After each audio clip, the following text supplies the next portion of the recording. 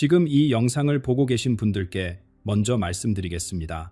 지금 일본에서 일어나고 있는 변화는 머지않아 대한민국의 현실과 직접 연결될 가능성이 큽니다. 이 이야기는 자극을 주기 위해 만들어진 이야기가 아닙니다. 그리고 믿음을 강요하기 위한 이야기도 아닙니다. 일본 최고의 명문, 도쿄대학교 물리학과 출신의 한 과학자가 있었습니다. 그는 평생 숫자와 공식만을 신뢰했던 사람이었습니다. 영혼이나 내세 같은 이야기는 그에게 과학과 거리가 먼 영역이었습니다.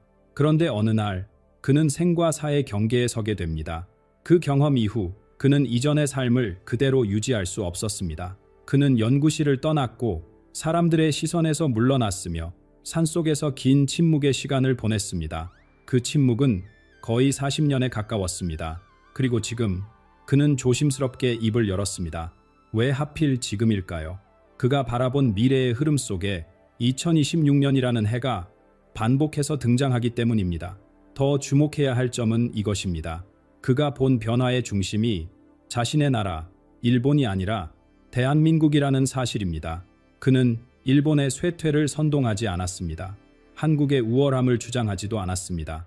다만 시대의 무게가 어디로 이동하고 있는지를 담담하게 설명했을 뿐입니다. 오늘 여러분께 전해드릴 이야기는 단순한 예언이 아닙니다. 한 과학자가 회의론자였던 한 인간이 긴 침묵 끝에 남긴 기록이자 고백입니다. 그는 왜 일본을 물이 마른 그릇이라 표현했는지, 왜 한국인의 가슴 속에 있는 꺼지지 않는 불이 다음 시대의 열쇠라고 말했는지, 그리고 2035년 대한민국이 어떤 위치에 서게 될 것이라고 보았는지 이 영상에서 차분히 하나씩 확인해 보시기 바랍니다. 끝까지 함께 해주신다면 지금까지 보아온 뉴스와 해석들이 전혀 다른 모습으로 연결되기 시작할 것입니다. 이제 진짜 이야기의 출발점으로 들어가겠습니다. 그렇다면 이 사람은 대체 누구일까요? 류겐이라는 이름을 들어보신 분은 거의 없으실 겁니다. 그도 그럴 것이, 그는 세상의 주목을 피해 수십 년을 산속에서 보낸 사람이기 때문입니다. 그런데 놀라운 것은 그의 출발점입니다. 그는 원래 동경대학교에서 물리학을 연구하던 촉망받는 과학자였습니다. 그에게 세상은 오직 숫자로만 증명되는 곳이었습니다. 측정할 수 없는 것은 존재하지 않는 것과 같았고, 영혼이나 사후 세계 같은 이야기는 웃어넘길 미신에 불과했습니다. 하지만 운명은 그를 전혀 예상치 못한 방향으로 이끌었습니다. 30살이 되던 해, 류겐은 원인을 알 수 없는 병에 걸렸습니다. 어떤 의사도 진단을 내리지 못했고 어떤 약도 효과가 없었습니다. 그의 몸은 하루하루 쓰러져갔고 결국 그는 죽음의 경계까지 밀려갔습니다. 바로 그 순간이었습니다. 의식이 흐려지는 그 찰나에 그는 평생 잊을 수 없는 것을 보았습니다. 우리가 살아가는 이 세상이 전체의 극히 작은 조각에 불과하다는 것을, 눈에 보이는 현실 너머에 거대한 또 다른 세계가 펼쳐져 있었습니다. 숫자로는 절대 설명할 수 없는 영역이었습니다. 죽음의 문턱에서 돌아온 후 류겐은 완전히 다른 사람이 되었습니다. 그는 대학에서의 지위를 버렸습니다. 안정된 미래도 내려놓았습니다. 그리고 일본의 깊은 산속 오미네 산으로 들어가 슈겐도 수행의 길에 들어섰습니다. 그곳에서의 삶은 상상을 초월했습니다. 한겨울 얼음장 같은 폭포 아래서 명상을 했고 아찔한 절벽 위에서 생사의 경계를 넘나들었습니다. 이 모든 것은 인간 내면에 잠들어 있는 능력을 깨우기 위한 과정이었습니다. 그리고 수년간의 수행 끝에 그에게 놀라운 일이 일어났습니다. 어느 날 그의 눈앞에 시간 전체가 하나의 흐름으로 펼쳐졌습니다. 과거와 현재와 미래가 마치 한 편의 영화처럼 이어져 있었습니다. 그는 이것을 시간의 필름이라 불렀습니다. 하지만 류겐은 자신이 본 것을 함부로 말하지 않았습니다. 오직 세계의 운명이 크게 뒤바뀌는 순간에만 입을 열기로 스스로 약속했습니다. 그런 그가 40년 가까운 침묵을 깨고 다시 말하기 시작했습니다. 이유는 단 하나입니다. 내년 2026년이라는 결정적인 해가 눈앞에 다가왔기 때문입니다. 그가 본 그 해의 모습은 충격 그 자체였습니다. 먼저 일본에서 시작된 변화, 그리고 그 흐름이 향하는 곳, 모든 것이 연결되어 있었습니다. 그렇다면 류겐이 본 2026년의 일본은 어떤 모습이었을까요? 그는 이것을 단 한 문장으로 표현했습니다. 그릇은 그대로인데 물이 말랐다. 처음 들으면 무슨 뜻인지 쉽게 와닿지 않을 수 있습니다. 하지만 이 말 속에는 소름 끼치는 예언이 담겨 있습니다. 그릇은 나라의 형태입니다. 건물, 도로, 제도, 시스템, 눈에 보이는 모든 구조물을 뜻합니다. 물은 그 안에 담긴 생명력입니다. 사람들의 열정, 꿈, 따뜻한 마음, 살아 숨쉬는 에너지를 의미합니다. 류겐이 본 일본의 미래는 이랬습니다. 겉모습은 여전히 화려합니다. 하지만 그 안에 본질적인 힘이 고갈되어 가고 있었습니다. 이것은 단순한 경제 위기나 인구 감소와는 차원이 다른 이야기입니다. 돈이 없어서 사람이 줄어서 생기는 문제가 아닙니다. 나라 전체의 생명 에너지 자체가 빠져나가고 있다는 것입니다. 류겐이 본 2026년 일본의 거리 풍경은 기이했습니다. 도시는 여전히 깨끗했습니다. 기술은 완벽하게 작동했습니다. 모든 것이 질서정연하게 돌아가고 있었습니다.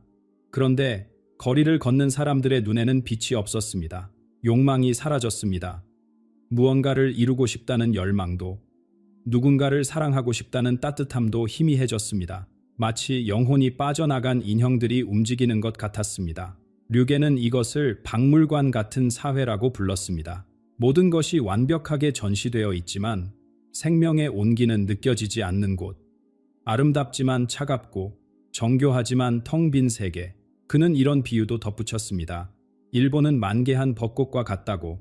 절정의 아름다움을 뽐냈지만 이제 꽃잎이 하나둘 떨어지기 시작하는 시점이라고. 왜 이런 일이 벌어지는 것일까요? 류겐은 그 원인을 일본 사회의 극도로 경직된 구조에서 찾았습니다. 완벽함을 추구하는 문화, 틀에서 벗어나는 것을 용납하지 않는 분위기, 정해진 규칙 안에서만 움직여야 하는 압박, 이 모든 것이 새로운 영적 씨앗이 뿌리 내리지 못하게 막고 있다는 것입니다. 땅이 너무 단단하게 다져지면 새싹이 자라지 못합니다. 마찬가지로 영혼의 성장이 막힌 환경에서는 새로운 생명 에너지가 머물기를 거부합니다. 류겐의 표현을 빌리자면 새로운 영혼들이 더 이상 그곳을 선택하지 않는다는 것입니다. 성장할 수 없는 땅에 씨앗이 내리지 않는 것처럼 진화가 멈춘 곳에는 생명의 흐름도 돌아서게 됩니다. 그렇다면 이 거대한 에너지는 어디로 향하고 있는 것일까요? 류겐은 자신의 비전 속에서 그 흐름을 직접 목격했습니다. 일본 열도를 빠져나간 에너지가 바다 위를 가로질러 서쪽으로 이동하고 있었습니다. 마치 철새들이 본능적으로 더 따뜻한 땅을 찾아 날아가듯 생명의 기운이 새로운 터전을 향해 움직이고 있었습니다. 그리고 그 흐름이 마침내 닿은 곳은 다름 아닌 한반도였습니다. 류겐이 본 비전 속에서 가장 강렬했던 장면이 바로 이것이었습니다. 일본 열도 위로 거대한 빛의 흐름이 피어올랐습니다. 그 빛은 땅에서 빠져나와 하늘로 솟구친 뒤 천천히 서쪽으로 방향을 틀었습니다. 바다를 건너 쉬지 않고 한반도를 향해 흘러갔습니다. 류겐은 이 광경을 영적 철새의 대이동이라고 표현했습니다. 철새들은 계절이 바뀌면 본능적으로 더 살기 좋은 곳을 찾아 떠납니다. 추운 곳에서 따뜻한 곳으로, 메마른 땅에서 비옥한 땅으로. 아무도 가르쳐주지 않아도 그들은 알고 있습니다. 어디로 가야 살 수 있는지를. 생명 에너지도 마찬가지입니다. 더 이상 자랄 수 없는 곳에서는 머물지 않습니다. 성장할 수 있는 토양을 찾아 스스로 움직입니다. 그리고 지금 그 에너지가 향하는 곳이 바로 한국이라는 것입니다. 왜 하필 한국일까요? 류겐은 여기서 흥미로운 비유를 들었습니다. 한국과 일본의 관계를 나무에 비유한 것입니다. 한국은 뿌리이자 줄기입니다. 일본은 그 줄기에서 뻗어나간 가지이자 열매입니다. 나무가 자랄 때 에너지는 뿌리에서 가지로 흐릅니다. 뿌리가 땅속 깊이 영양분을 빨아들이고 그것을 줄기를 통해 위로 올려보냅니다. 가지는 그 힘으로 잎을 틔우고 꽃을 피우고 열매를 맺습니다. 하지만 열매가 다 익으면 어떻게 될까요? 열매는 떨어집니다. 그리고 그 안에 담긴 씨앗과 영양분은 다시 땅으로 돌아갑니다. 뿌리가 있는 곳으로. 이것이 자연의 순환입니다. 류겐은 이것을 원시반본의 법칙이라고 불렀습니다. 모든 것은 결국 그 시작점으로 돌아간다는 뜻입니다. 일본의 번영은 정점을 지났습니다. 열매가 충분히 익었습니다. 이제 에너지는 자연스럽게 그 근원으로 회귀하고 있습니다. 뿌리인 한국으로. 여기서 류겐은 일본인으로서 쉽게 인정하기 어려운 고백을 했습니다. 그는 일본 근대화의 번영이 한국의 문화적, 영적 자산 위에 세워졌다는 사실을 시인했습니다. 역사 속에서 수많은 것들이 한반도에서 일본 열도로 건너갔습니다. 기술도, 사상도, 예술도. 하지만 그 과정이 항상 평화로웠던 것은 아닙니다. 동생격인 일본이 형격인 한국을 짓밟았던 시대가 있었습니다. 받은 것에 감사하기는커녕 오히려 빼앗고 억눌렀습니다. 하지만 우주의 균형은 영원히 무너져 있지 않습니다. 류게는 말했습니다. 이제 그 관계가 본래의 순서로 돌아가고 있다고. 이것은 복수가 아닙니다. 갈등도 아닙니다. 단지 뒤틀렸던 것이 바로잡히는 것입니다. 우주적 균형의 회복입니다. 형이 형의 자리를 되찾고 동생이 동생의 자리로 돌아가는 것. 그렇다면 한 가지 의문이 남습니다. 왜 하필 한국이 이 역할을 맡게 된 것일까요? 세계 수많은 나라 중에서 왜 한반도가 선택받은 것일까요? 류게는 그 답이 한국인만이 가진 특별한 영적 자질에 있다고 보았습니다. 그는 전 세계 여러 민족을 관찰해왔지만 한국인에게서만 느껴지는 독특한 에너지가 있다고 했습니다. 그것은 단순한 성격이나 문화의 차이가 아니었습니다. 영혼 깊은 곳에서 솟아오르는 불꽃 같은 것이었습니다. 그는 이것을 세 가지로 설명했습니다. 첫 번째는 신명입니다. 흥이 올라 어깨가 절로 들썩이고 온몸으로 기쁨을 표현하는 그 에너지. 축제에서, 노래에서, 춤에서 폭발하는 생명력. 이것은 억지로 만들어낼 수 있는 것이 아닙니다. 영혼 자체가 신과 연결되어 있을 때만 나오는 빛입니다. 두 번째는 한입니다. 깊은 슬픔, 억눌린 분노, 풀리지 않은 아픔이 가슴 한구석에 맺혀 있는 것. 한국인이라면 누구나 알고 있는 그 묵직한 감정입니다. 역사 속에서 숱한 고난을 겪으며 쌓여온 것이기도 합니다. 세 번째는 정입니다. 말로 다 설명할 수 없는 끈끈한 유대감. 가족 사이에서, 이웃 사이에서, 심지어 처음 만난 사람 사이에서도 피어나는 따뜻한 연결. 이것은 계산으로 만들어지지 않습니다. 마음에서, 마음으로 흐르는 것입니다. 류게는 이 세 가지가 합쳐져 한국인의 가슴 속에 불덩이를 만든다고 표현했습니다. 서양은 이성을 앞세우며 감정을 억눌렀습니다. 일본은 질서를 위해 개인의 열정을 숨기도록 가르쳤습니다. 하지만 한국인은 달랐습니다. 울 때는 크게 울고 웃을 때는 온 마음으로 웃었습니다. 그 뜨거움을 잃지 않았습니다. 그리고 류게는 바로 이 뜨거움이 다가오는 시대의 열쇠라고 보았습니다. 차갑게 계산하는 머리가 아닌 뜨겁게 느끼는 가슴. 앞으로의 세계는 그것을 가진 자들이 이끌게 될 것이라고. 더 흥미로운 예언이 이어졌습니다. 류게는 한국이 기술과 영성을 융합하는 데 앞장서게 될 것이라고 했습니다. 지금 세계는 인공지능과 첨단 기술의 시대로 접어들고 있습니다.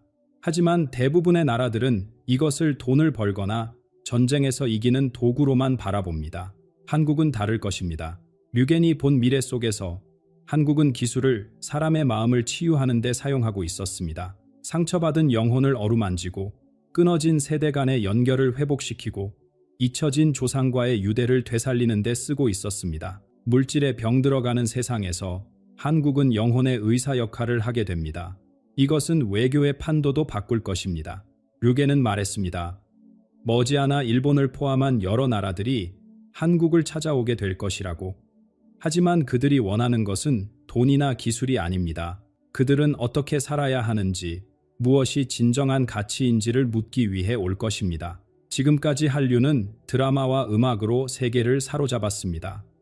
하지만 그것은 시작에 불과했습니다. 진정한 수출품은 이제부터입니다. 한국의 윤리관, 사람을 대하는 방식, 영혼을 돌보는 지혜, 그것이 세상에 퍼져나갈 것입니다. 문화의 힘이 가장 깊은 차원으로 확장되는 것입니다. 그렇다면 이러한 가치들이 세상을 지배하게 될 때 세계는 어떤 모습으로 변하게 될까요? 류게는 2026년부터 2035년까지의 흐름을 상세히 보았습니다. 류겐이 본 2026년 이후의 세계는 지금과는 완전히 다른 곳이었습니다. 가장 먼저 달라지는 것은 지구 자체의 진동입니다. 그는 지구가 품고 있는 에너지의 주파수가 점점 높아지고 있다고 했습니다. 눈에 보이지 않지만 모든 생명체가 느끼게 될 변화입니다. 이 변화가 가져오는 가장 큰 결과는 무엇일까요? 거짓이 더 이상 통하지 않게 됩니다. 지금까지 세상은 감추고 속이는 자가 유리한 곳이었습니다. 겉으로는 웃으면서 뒤로는 칼을 품는 것이 가능했습니다. 달콤한 말로 사람을 현혹하고 진짜 의도는 끝까지 숨기는 것이 기술처럼 여겨지기도 했습니다. 하지만 류계는 말했습니다. 그 시대가 끝나가고 있다고. 진동이 높아지면 사람의 내면이 밖으로 드러나기 시작합니다. 아무리 감추려 해도 감춰지지 않습니다. 쓰고 있던 가면이 저절로 벗겨집니다. 말하지 않아도 상대방의 진심이 느껴지는 세상이 옵니다. 여기서 한국인이 가진 특별한 능력이 빛을 발합니다. 바로 눈치입니다. 말로 표현되지 않는 것을 읽어내는 능력. 분위기를 파악하고 상대방의 기분을 감지하고 말 이면에 숨겨진 뜻을 알아채는 것. 한국 사회에서는 너무나 자연스러운 이 능력이 앞으로의 세계에서는 가장 귀한 기술이 됩니다. 류계는 이 새로운 시대를 오래된 미래라고 불렀습니다. 처음 들으면 모순처럼 느껴지는 말입니다. 미래인데 오래되었다니. 하지만 그 의미는 이렇습니다. 아주 먼 옛날, 인간과 신이 가까이 있던 시절이 있었습니다. 전설 속에서, 신화 속에서 전해지는 그 시대, 하늘의 뜻이 땅에 닿고 사람들이 보이지 않는 세계와 교류하던 때, 류겐이 본 미래는 그 상태로의 귀환입니다. 다만 원시시대로 돌아가는 것이 아니라 현대 문명 안에서 그것을 실현하는 것입니다. 이때 다시 떠오르는 가치가 있습니다. 널리 인간을 이롭게 하라. 홍익인간의 정신입니다. 지금 세상은 나만 잘 되면 된다는 생각이 지배하고 있습니다. 내 이익, 내 성공, 내 가족만 챙기면 그만이라는 믿음. 하지만 류겐이 본 미래에서는 이 사고방식이 힘을 잃습니다.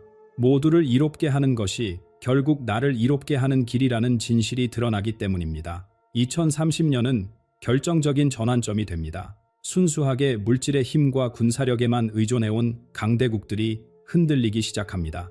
돈과 무기로는 해결할 수 없는 문제들이 쏟아져 나옵니다. 우울함, 공허함, 삶의 의미 상실, 마음의 병이 전염병처럼 퍼져나갑니다. 서양의 논리로는 이것을 치료할 수 없습니다. 그때 사람들은 동양을 바라보게 됩니다. 오랜 세월 내면을 탐구해온 지혜, 물질 너머의 세계를 다뤄온 전통, 영혼을 돌보는 방법을 알고 있는 문화, 그 중에서도 한국이 가장 앞에 서게 됩니다. 이것은 정복이 아닙니다. 지배도 아닙니다. 아픈 세상을 어루만지는 치유자의 역할입니다. 그렇다면 이 거대한 변화 앞에서 지금 이 순간을 살아가는 우리는 무엇을 해야 할까요? 류겐은 개인이 준비해야 할 것들에 대해서도 이야기했습니다. 채는 곡식에서 쭉정이를 걸러내는 도구입니다. 알맹이는 남고 껍데기는 떨어져 나갑니다. 앞으로의 시간도 마찬가지입니다. 진짜와 가짜가 분리됩니다. 준비된 사람과 그렇지 않은 사람의 길이 갈라집니다. 그래서 지금 해야 할 일이 있습니다. 마음밭을 깨끗이 하는 것입니다. 묵은 감정을 털어내고 상처를 치유하고 마음속에 쌓인 찌꺼기를 비워내야 합니다. 이것이 새로운 진동에 적응하기 위한 준비입니다. 류겐은 경고했습니다. 물질에만 집착하는 사람은 앞으로 큰 고통을 겪게 될 것이라고. 돈과 재산과 지위에만 매달리면 새로운 에너지와 충돌하면서 몸과 마음이 병들게 됩니다. 그는 이것을 진동의 병이라고 불렀습니다. 원인을 알 수 없는 불안, 공포, 공황 상태가 찾아온다는 것입니다. 그렇다면 어떻게 해야 할까요? 류겐이 권한 방법은 단순했습니다. 매일 용서하라는 것입니다. 나를 상처 준 사람을 용서하고 내가 상처 준 사람에게 용서를 구하고 무엇보다 나 자신을 용서하는 것. 이것을 매일 실천하라고 했습니다. 그는 이것을 영혼의 목욕이라고 표현했습니다. 몸을 씻듯이 마음도 매일 씻어내야 한다는 뜻입니다. 한국의 역할도 명확해집니다. 류겐이 본 미래에서 한국은 세계를 지배하는 폭군이 아니었습니다. 그 반대였습니다. 한국은 어른의 역할을 맡고 있었습니다. 어른이란 무엇일까요? 아이들을 돌보고 길을 잃은 이들을 안내하고 힘든 사람의 손을 잡아주는 존재입니다. 자기 이익만 챙기는 것이 아니라 주변을 살피고 보살피는 사람입니다. 한국은 그런 나라가 됩니다. 눈이 쌓인 길에 가장 먼저 발자국을 찍어 뒤따라오는 이들이 걸을 수 있게 하는 역할. 그것은 무거운 책임입니다. 하지만 그만큼 영광스러운 자리이기도 합니다. 2035년 류겐이 본 세상은 폭풍이 지나간 뒤의 고요함 같았습니다. 혼란은 가라앉고 거짓은 사라지고 사람들은 영혼의 기쁨에 집중하며 살아가고 있었습니다. 물질적 풍요보다 마음의 평화가 더 귀한 가치로 여겨지는 세상, 서로를 속이지 않아도 되는 투명한 관계, 그 세상의 중심에 한국이 서 있었습니다. 동방의 등대, 평화의 성지, 상처받은 세계가 치유를 받기 위해 찾아오는 곳. 류게는 마지막으로 이 말을 남겼습니다. 혼돈을 두려워하지 마십시오. 가장 어두운 시간은 해가 뜨기 직전입니다. 지금의 불안과 혼란은 새로운 시대가 밝아오고 있다는 신호입니다. 그리고 한국인들에게 이렇게 당부했습니다. 외부의 인정을 기다리지 마십시오. 스스로를 믿으십시오. 당신들 안에는 세상을 바꿀 힘이 있습니다.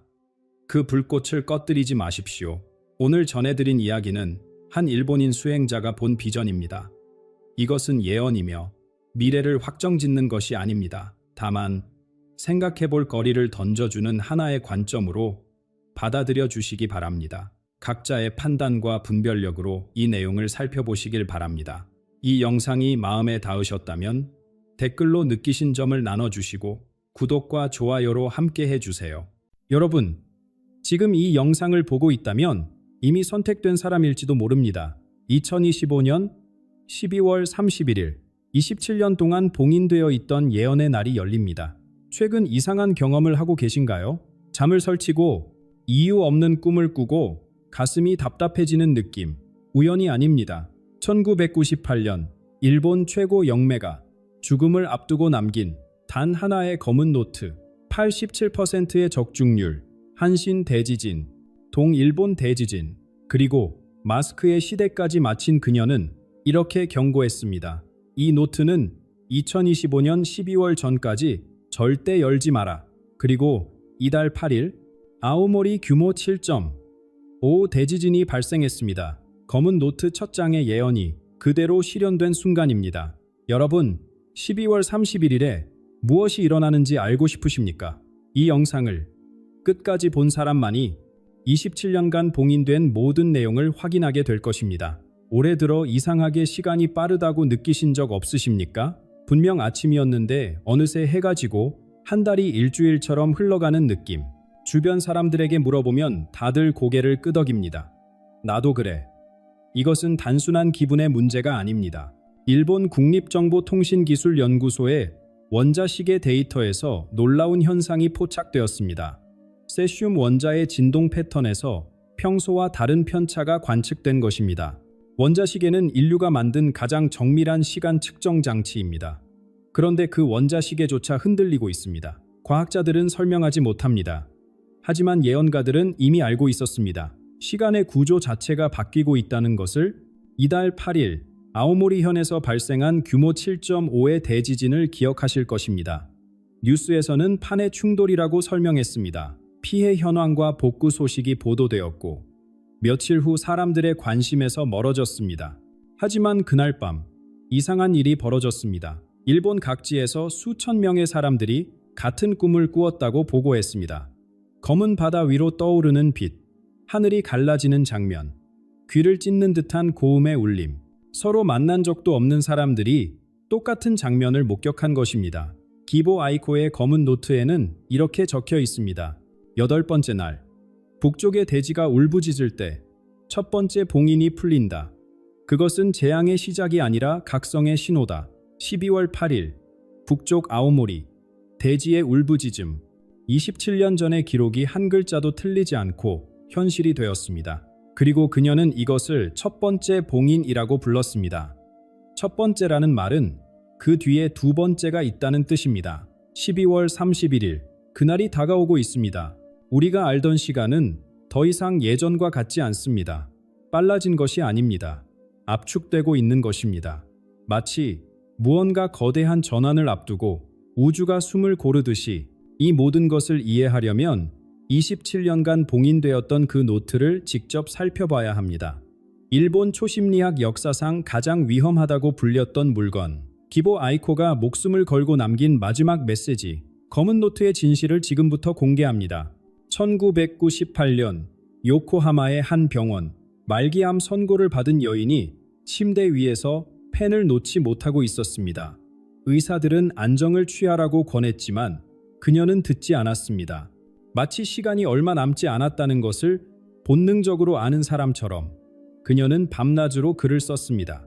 손이 떨려도 통증이 밀려와도 멈추지 않았습니다. 그녀의 이름은 기보 아이코, 일본에서 영매의 여왕이라 불렸던 인물입니다.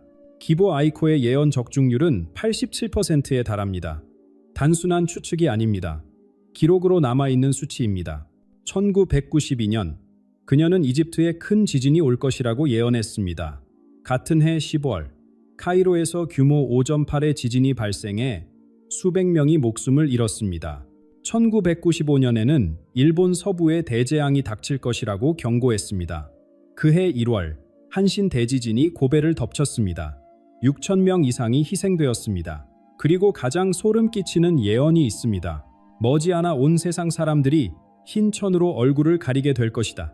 이 기록이 남겨진 것은 1990년대입니다. 당시 사람들은 이 말을 이해하지 못했습니다.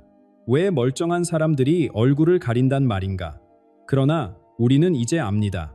전 세계가 마스크로 뒤덮였던 그 시간을 기보 아이코는 평생 동안 46권의 예언 노트를 남겼습니다. 그리고 죽음을 앞둔 마지막 순간 47번째 노트를 완성했습니다. 검은 표지로 덮인 그 노트를 왜 하필 47권이었을까요? 일본에는 47개의 행정구역이 있습니다. 왜 카이도에서 오키나와까지? 기보 아이코는 각각의 노트가 일본의 각 지역과 연결되어 있다고 믿었습니다. 47개의 노트가 보이지 않는 에너지의 그물망처럼 일본 열도를 감싸고 있다는 것입니다. 하나의 거대한 결계처럼. 그리고 마지막 47번째 노트에는 특별한 지시가 적혀 있었습니다. 이 노트는 2025년 12월이 되기 전까지 절대 열어서는 안 된다. 왜 그랬을까요? 그녀는 이렇게 설명했습니다. 두려움은 진화를 막는다. 계시는 지구의 진동이 바뀔 때 와야 한다. 너무 일찍 알면 공포만 남는다. 적절한 때가 되어야 사람들은 받아들일 준비가 된다. 27년이라는 시간. 그녀는 정확히 이 시점을 지목했습니다. 지구의 에너지가 바뀌는 때, 인류의 의식이 전환점에 서는 순간. 바로 지금. 하지만 기보 아이코만이 이 시기를 예견한 것은 아니었습니다. 지구 반대편, 불가리아에서도 한 여인이 같은 시간을 바라보고 있었습니다. 그리고 그녀는 죽기 전 놀라운 약속을 남겼습니다. 자신의 다음 생이 일본에서 시작될 것이라고. 기보 아이코가 요코하마 병원에서 검은 노트를 쓰고 있을 무렵 지구 반대편에서는 또 다른 영혼이 일본을 향해 시선을 돌리고 있었습니다. 베라 코초프스카. 이 이름을 들어보신 적이 있으십니까? 그녀는 불가리아 출신의 영매로 소련 과학 아카데미로부터 공식적으로 세계 최고의 초능력자라는 인정을 받은 인물입니다. 국가기관이 영매의 능력을 공식 인정한다는 것은 매우 이례적인 일입니다. 그만큼 그녀의 능력은 과학적 검증을 거쳐도 부정할 수 없는 수준이었습니다. 베라는 전설적인 예언가, 바바반가의 정신적 후계자로 불렸습니다. 바바반가는 제2차 세계대전부터 소련 붕괴, 미국의 비극적 사건들까지 수많은 역사적 순간을 예언한 인물입니다. 베라는 그 계보를 잇는 존재였습니다. 1990년대 베라는 일본을 방문했습니다. 그녀는 이세신궁에서 오랜 시간 기도를 올렸습니다.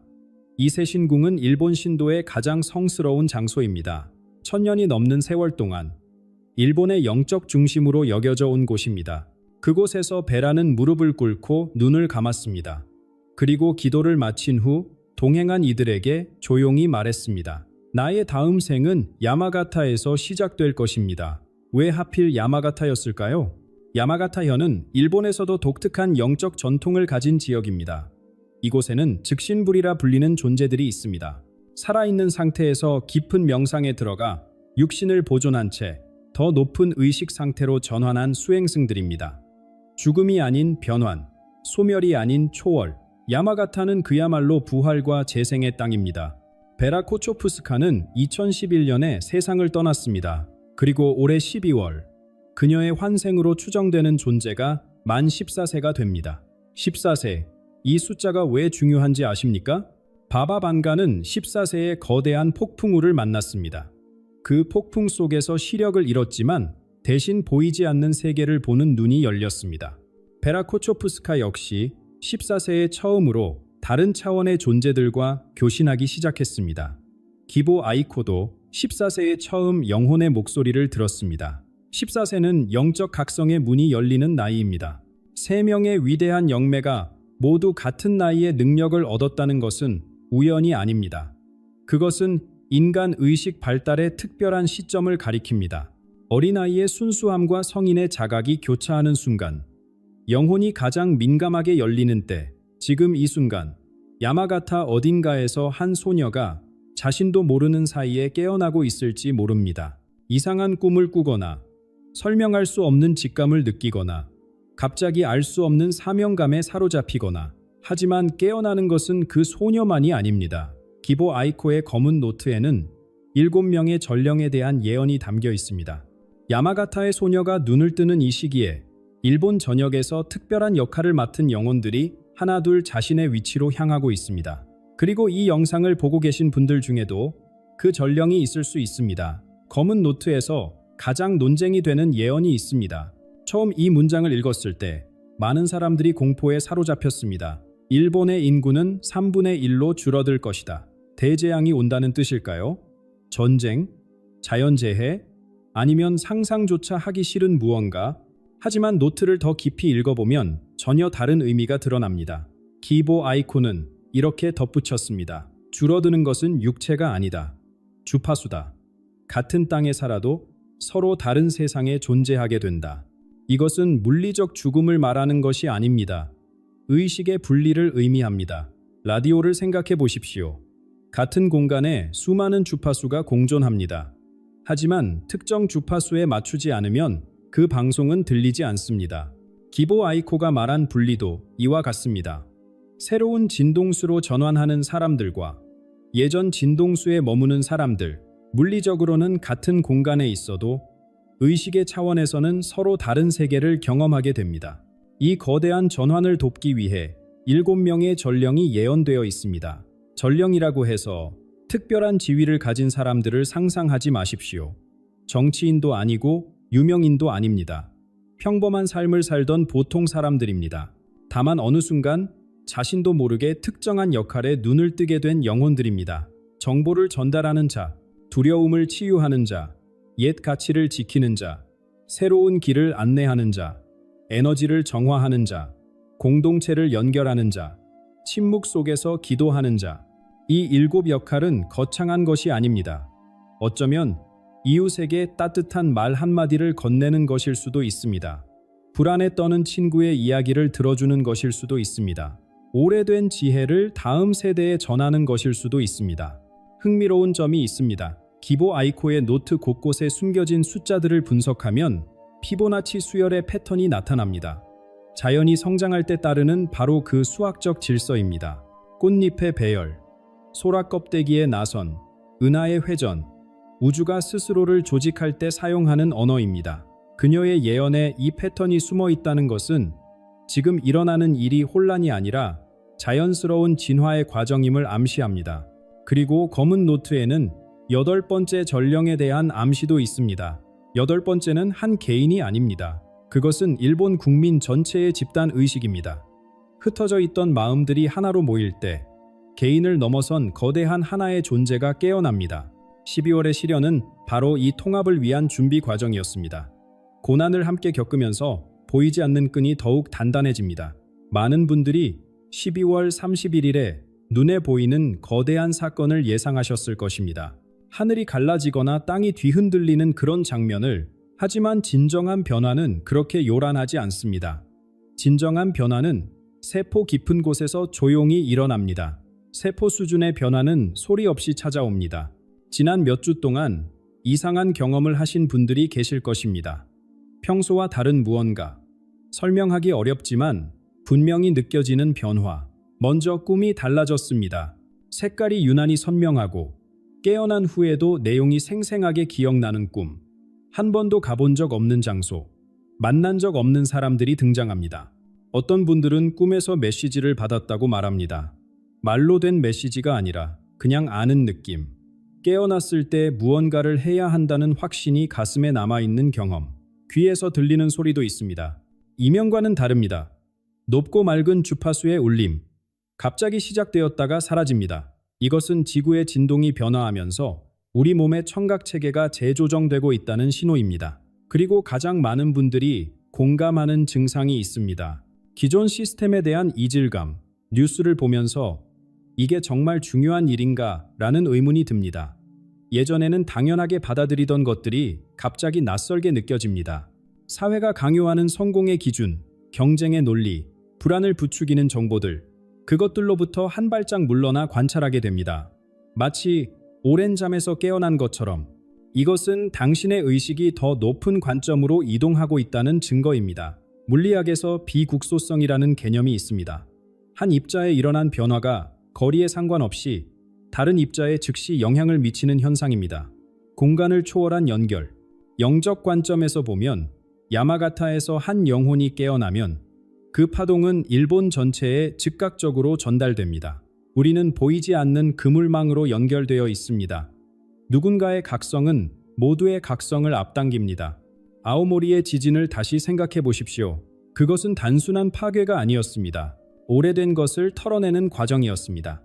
새 것이 들어오려면 먼저 공간을 비워야 합니다. 낡은 믿음, 굳어진 두려움, 막혀있던 에너지, 대지가 흔들리면서 그것들이 함께 흔들렸습니다. 이 달에 기보 아이코의 47권 노트가 모두 활성화되었습니다. 47개의 빛의 크이, 일본 열도 곳곳에서 깨어났습니다. 홋카이도에서 오키나와까지 보이지 않는 보호막이 형성되고 있습니다. 이것은 전환기의 혼란으로부터 일본의 영적 기반을 지키기 위한 장치입니다. 기보 아이코가 27년 전에 심어둔 씨앗이 마침내 싹을 틔우고 있습니다. 올해가 저물어가고 있습니다. 하지만 검은 노트의 비밀이 모두 밝혀진 것은 아닙니다. 아직 공개하지 않은 페이지가 남아 있습니다. 새해에 대한 예언이 담긴 그 페이지를 검은 노트의 마지막 페이지에는 예언이 아닌 당부가 적혀 있습니다. 예언은 운명이 아니라 지도다. 길을 알면 방향을 바꿀 수 있다. 기보 아이코와 베라 코초프스카가 이 메시지들을 남긴 이유는 우리를 두렵게 하려는 것이 아닙니다. 선택할 수 있게 하려는 것입니다. 미래는 정해진 것이 아닙니다. 우리의 의식이 바뀌면 결과도 바뀝니다. 그녀들은 그것을 알았기에 경고가 아닌 안내를 남겼습니다. 올해는 필터의 해였습니다. 낡은 것과 새로운 것이 분리되는 시간.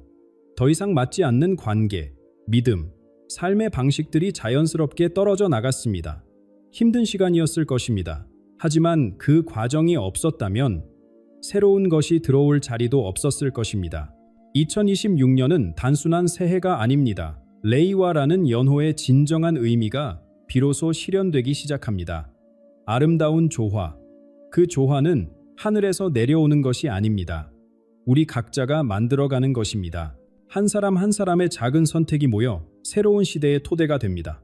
새해가 밝아오는 이 시점에 한 가지 부탁드리고 싶은 것이 있습니다. 감사를 실천해 주십시오. 감사는 인간이 느낄 수 있는 감정 중 가장 높은 진동을 가지고 있습니다. 거창할 필요 없습니다. 오늘 밤 잠들기 전 3가지만 떠올려 보십시오. 따뜻한 이불, 마실 수 있는 깨끗한 물, 숨 쉴 수 있는 공기. 이 단순한 행위가 당신의 세포를 새로운 주파수로 맞춰줍니다. 가능하다면 자연과 연결되십시오. 잠시라도 밖으로 나가 하늘을 올려다 보십시오. 나무를 만지거나 흙을 밟아 보십시오. 지구와의 연결은 가장 강력한 치유입니다. 그리고 두려움을 내려놓으십시오. 불안을 자극하는 뉴스와 정보에서 한 발짝 물러나십시오. 두려움은 낮은 주파수입니다. 그것은 당신의 전환을 방해합니다. 고요함 속에서 내면의 목소리에 귀 기울여 보십시오. 이 영상을 끝까지 함께 해주신 분들께 드리는 말씀이 있습니다. 우연히 이 영상을 클릭한 것이 아닙니다. 기보 아이콘은 이렇게 적었습니다. 진정한 메시지는 받아야 할 사람에게만 도달한다. 지금 이 순간 여기 계신 것은 당신 안에 전령의 씨앗이 있기 때문입니다. 12월의 어느 순간 무언가를 느끼셨습니까? 설명할 수 없는 떨림, 이유 없이 흐르는 눈물, 혹은 갑작스럽게 찾아온 평화. 그것이 각성의 신호입니다. 기보 아이코의 보호와 베라 코초프스카의 지혜가 일본을, 그리고 이 영상을 보시는 모든 분들을 새로운 시대로 인도하기를 기원합니다. 빛이 함께 하시길. 이 영상에서 다룬 내용은 예언과 영적 해석에 기반한 것으로 역사적 사실이나 과학적 검증을 거친 정보가 아닙니다. 각자의 판단과 분별력으로 받아들여 주시기 바랍니다. 열린 마음으로 참고하시되 개인의 중요한 결정에는 신중을 기하시길 권합니다. 당신의 이야기를 댓글로 나눠주세요. 12월에 어떤 변화를 느끼셨는지 함께 나누고 싶습니다. 여러분, 이 이야기는 믿음이 아니라 기록에서 시작됩니다. 지난 10년간 전쟁, 지진, 홍수 모두 정확히 마친 한 사람이 있습니다.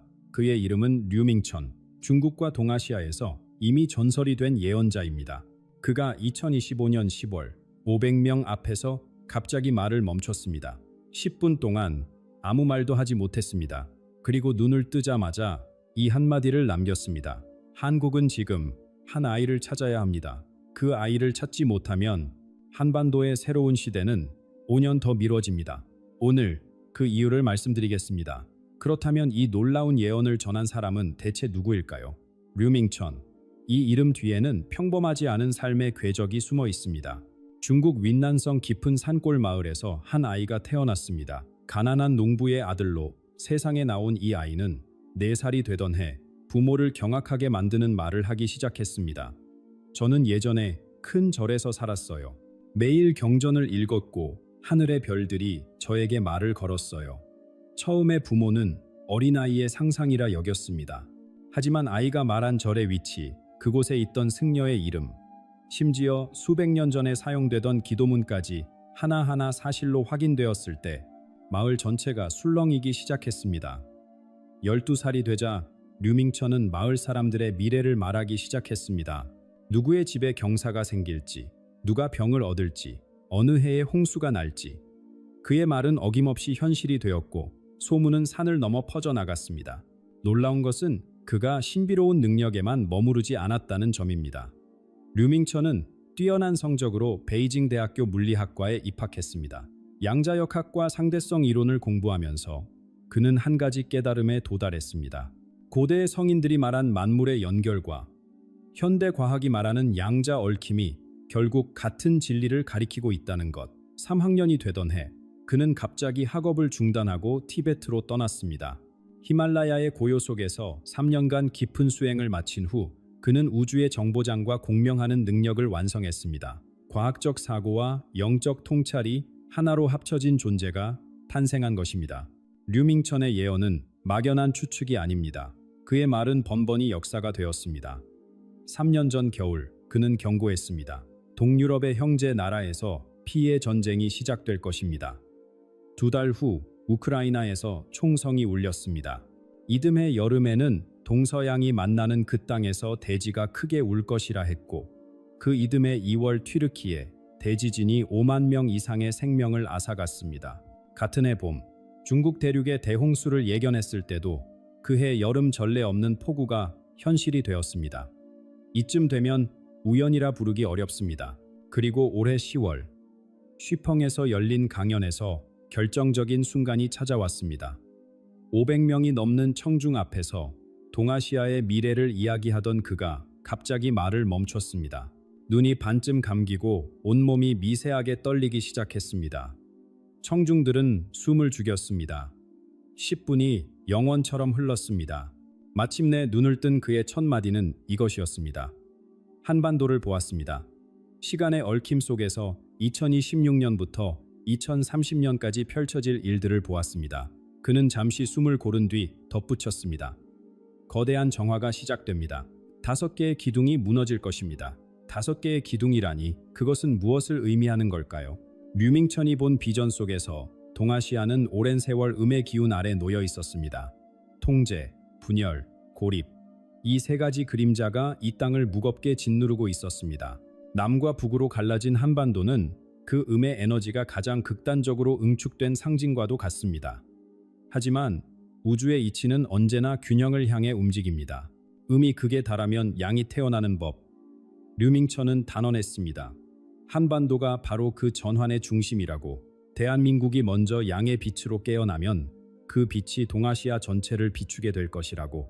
하지만 새로운 빛이 들어오려면 먼저 어둠이 거쳐야 합니다. 그 과정이 바로 다섯 기둥의 붕괴입니다. 류밍천이 말한 다섯 기둥은 이것입니다.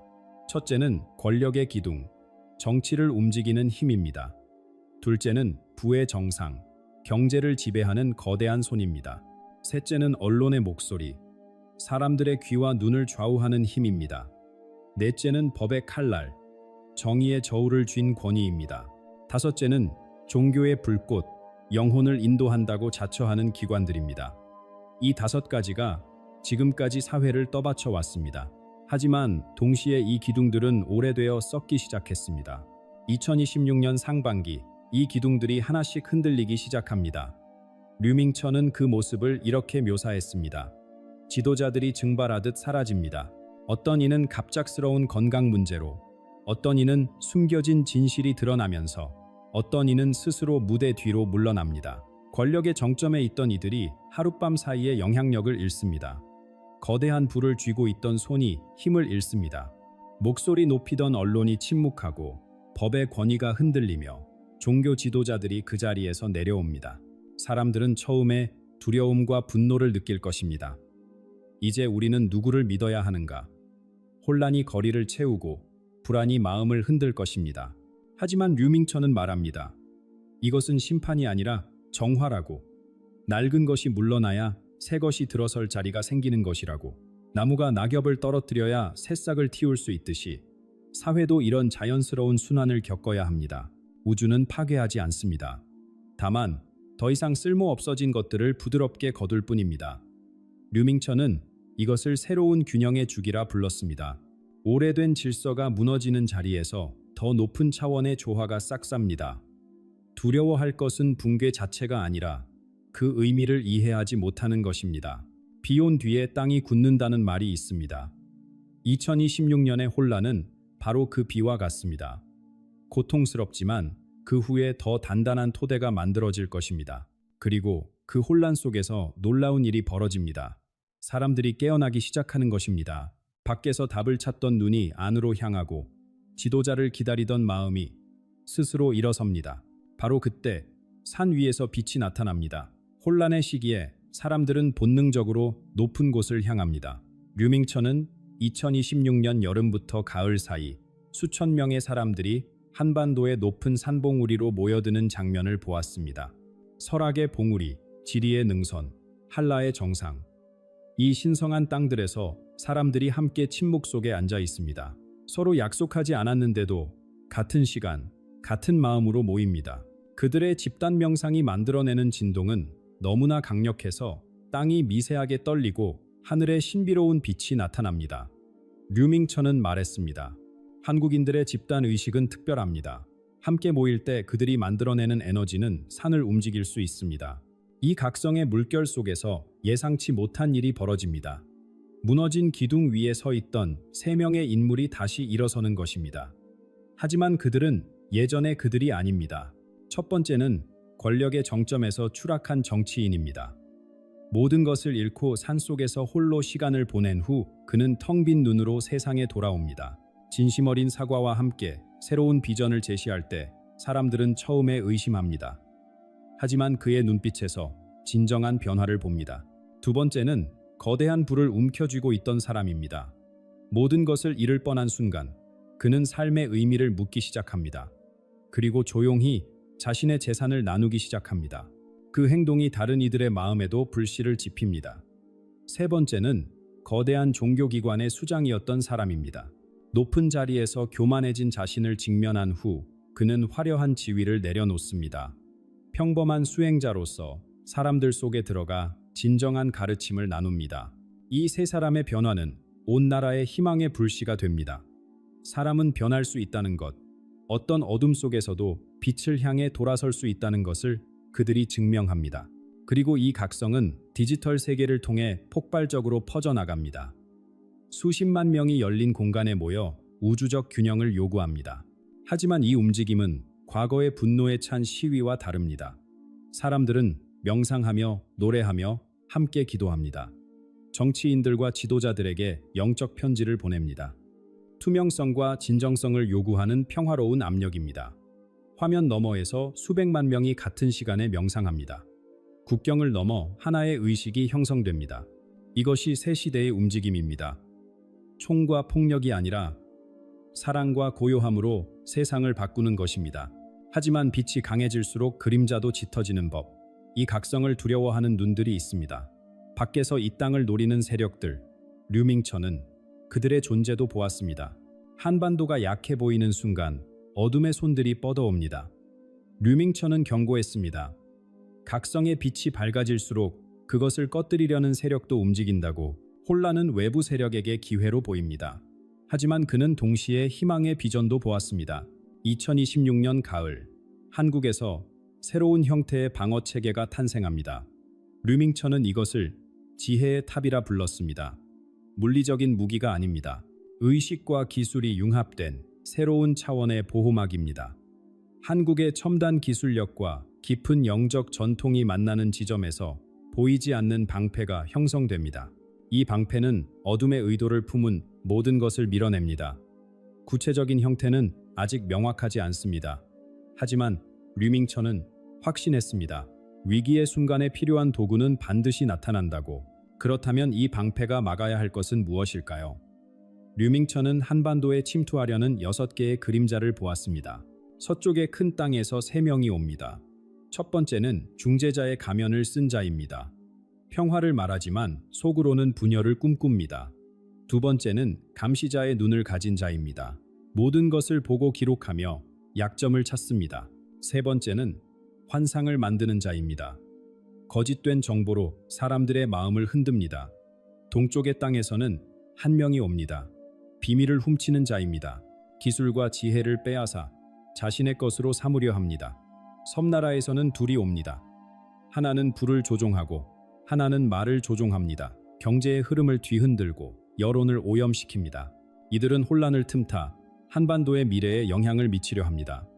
호텔 방에서, 지하 공간에서, 비밀 모임에서 그들은 활동합니다. 하지만 두려워할 필요는 없습니다. 류밍천은 해결책도 함께 전했습니다. 명상 수행자들이여, 그대들의 빛을 이 그림자들에게 향하십시오. 그들이 있는 곳을 상상하고 그곳에 빛을 보내라고 했습니다. 어둠은 빛 앞에서 물러날 수밖에 없습니다. 이것은 미신이 아닙니다. 의식의 힘입니다. 수천 명이 같은 의도로 명상할 때 그 에너지는 실제로 물질 세계에 영향을 미칩니다. 현대 물리학도 관찰자가 현실에 영향을 준다는 것을 인정하기 시작했습니다. 류밍천은 말했습니다. 2027년이 되기 전에 이 6 그림자는 모두 물러날 것이라고.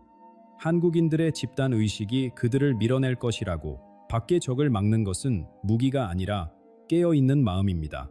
그리고 외부의 그림자가 물러날 때 더 깊은 치유가 시작됩니다. 오랫동안 갈라져 있던 이 땅의 남과 북이 서로를 향해 손을 뻗기 시작합니다. 류밍천의 비전에서 가장 가슴 깊이 와닿는 장면은 한반도의 남과 북에 관한 것이었습니다. 그는 놀라운 역전을 보았습니다. 얼어붙은 북쪽이 녹기 시작하고 뜨거웠던 남쪽이 고요해지는 것을. 북녘의 산들이 서서히 해빙됩니다. 이것은 단순히 날씨의 변화가 아닙니다. 마음의 해빙입니다. 오랜 세월 고립 속에 갇혀있던 북녘 사람들의 가슴에 봄바람이 불기 시작합니다. 류밍천은 그 모습을 이렇게 묘사했습니다. 그들은 오래된 이야기를 기억해냅니다. 할머니가 들려주던 남쪽 형제들의 이야기, 분단 전 하나였던 시절의 기억들, 그리고 눈물을 흘리며 화해를 갈망하게 됩니다. 굳게 닫혔던 마음의 문에 금이 가기 시작합니다. 처음에는 작은 틈이지만 그 틈으로 따스한 빛이 스며듭니다.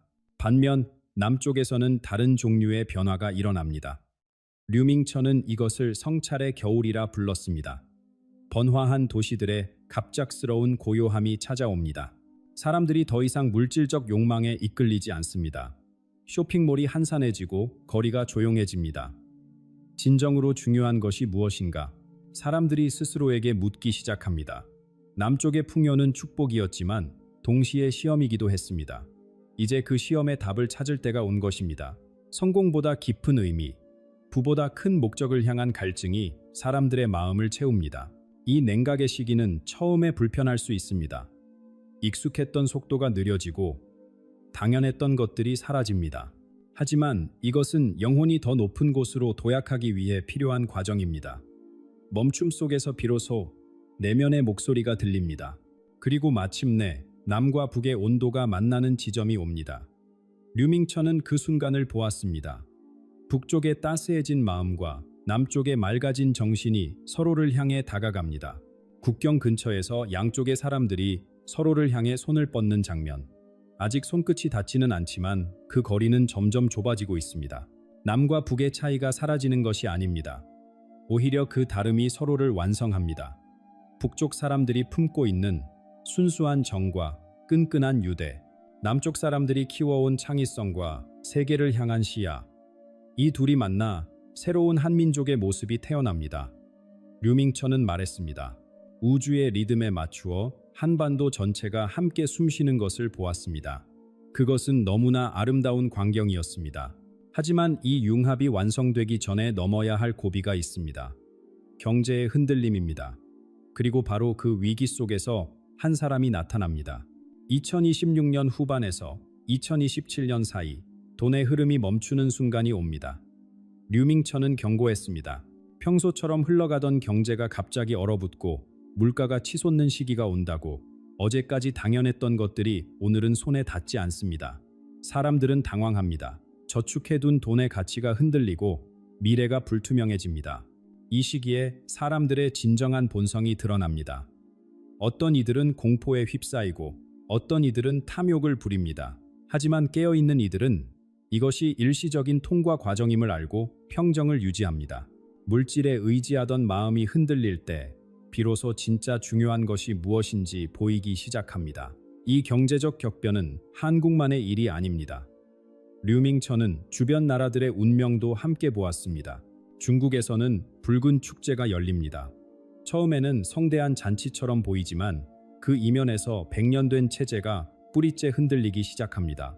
오랫동안 쌓아온 것들이 하룻밤 사이에 무너져 내립니다. 류밍천은 구체적인 시기를 밝히지 않았지만 이 변화가 동아시아 전체의 판도를 뒤흔들 것이라 암시했습니다. 일본에 대해서는 더 직접적인 경고를 남겼습니다. 갑작스러운 자연재해가 그 땅을 덮칩니다. 땅속 깊은 곳에서 불이 솟구치고 바다가 들이닥칩니다.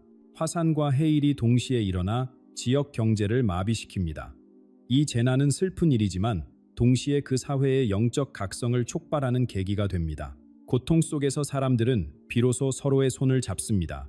주변이 흔들릴 때 한반도는 어떻게 될까요? 바로 이 혼란의 한가운데서 한 사람이 나타납니다.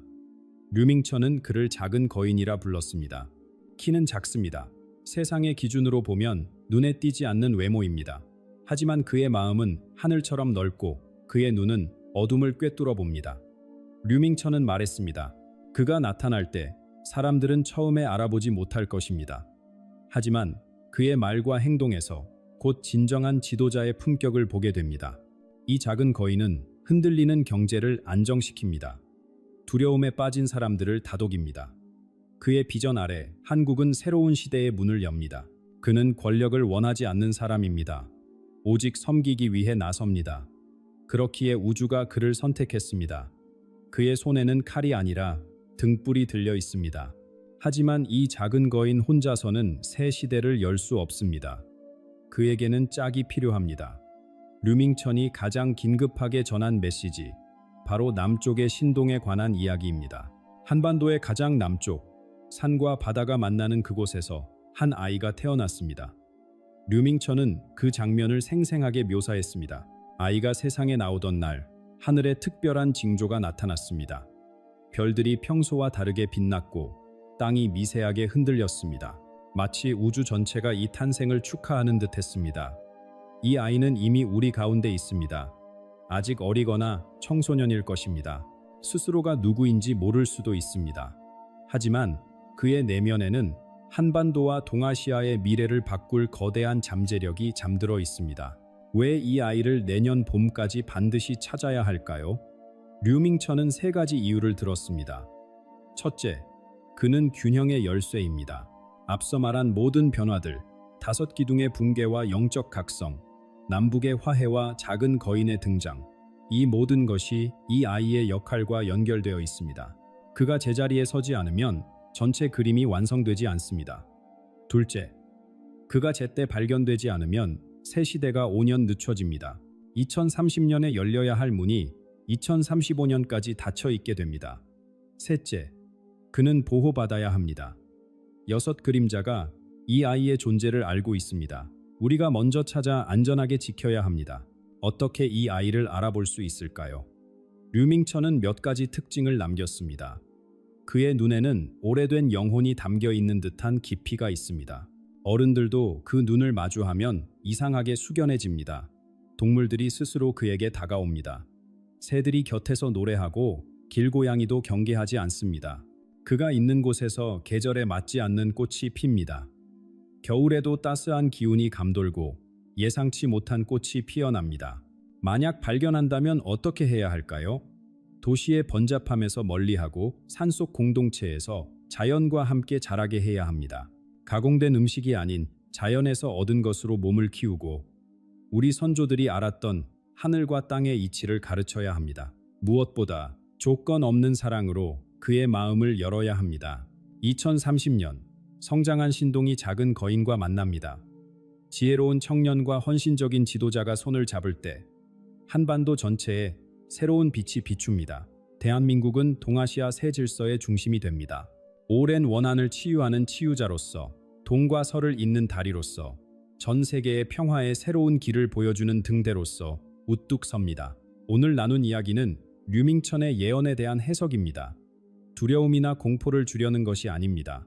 영적 관점에서 다가올 시대의 흐름을 이해하고 마음을 준비하는 데 도움이 되길 바라는 마음으로 전해드렸습니다.